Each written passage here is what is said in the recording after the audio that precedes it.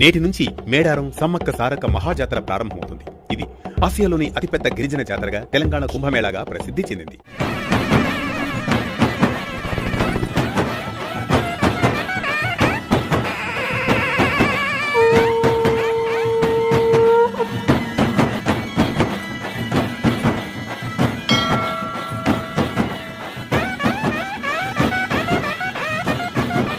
ఇక్కడ దేవతలుగా కొలిచే సమ్మక్క సారలమ్మ, గోవిందరాజు, పగిడిద్దరాజులకు ఎలాంటి విగ్రహాలు ఉండవు. వెదురు, కర్ర, కుంకుమ భరణలకే పూజలు నిర్వహిస్తారు. ఈ పూజలు కూడా ఆదివాసీ సంప్రదాయం ప్రకారం గిరిజన పూజారులే చేస్తారు.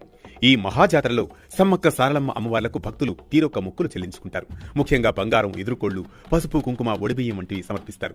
అమ్మవారి జాతరంటే వివిధ రకాల పిండి వంటలతో నైవేద్యాలు, జంతుబలులు సహజం. కానీ మేడారం జాతరలో మాత్రం బంగారం ప్రత్యేకం. ఇక్కడ బంగారం అంటే బెల్లం. అప్పట్లో మేడారం జాతరను కేవలం ఈ ప్రాంతంలో ఉన్న ఆదివాసీలు మాత్రమే జరుపుకునేవారు. బయట ప్రపంచానికి దూరంగా ఉండే ఆదివాసీలకు వివిధ రకాల నైవేద్యాల గురించి తెలియదు. వాళ్లు ఆహారంలో ప్రధానంగా భావించే బెల్లం, ఉప్పును కూడా ఇతర ప్రాంతాల నుంచి తెచ్చుకునేవారు. అది కూడా వారానికో నెలకో ఓ చోట సంతలు జరిగితే కిలోమీటర్ల దూరం అక్కడికి నడిచి వచ్చి వాటిని కొనుక్కుని వెళ్లేవారు. ఉప్పు కన్నా బెల్లం ధర ఎక్కువ కావడంతో బెల్లాన్ని బంగారంగా భావించేవారు. అలా బంగారం బంగారం అని పిలవడం అలవాటైంది.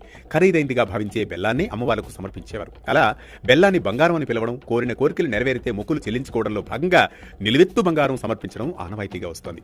మరో కథనం ప్రకారం ఎలాంటి రవాణా సౌకర్యాలు అందుబాటులో లేని రోజుల్లో కిలోమీటర్ల దూరం నడిచి వెళ్లేవారు. ఆ సమయంలో మార్గమధ్యలో ఆకలి తీరేందుకు తక్షణ శక్తి కోసం బెల్లం పానకంతో తయారు చేసిన ఆహారాన్ని తీసుకునేవారు. ఇది ఆరోగ్యకరమైన ఆహారం మాత్రమే కాదు, ఖరీదైన ఆహారం కూడా. అందుకే అంత విలువైన ఆహారాన్ని అమ్మవార్లకు పెట్టి మొక్కులు చెల్లించుకోవడం మొదలైందని కూడా చెప్తారు. ఏది ఏమైనప్పటికీ చాలా మంది భక్తులు తమ కోరికలు నెరవేరితే నిలువెత్తు బంగారం సమర్పిస్తామని సమ్మక్క సారలమ్మలకు మొక్కుతారు. అలా తమ కోరికలు నెరవేరిన వారు 2 ఏళ్లకోసారి జరిగే మహాజాతర సమయంలో నిలువెత్తు బంగారాన్ని అమ్మవార్లకు సమర్పించి జనాలకు పంచిపెడతారు.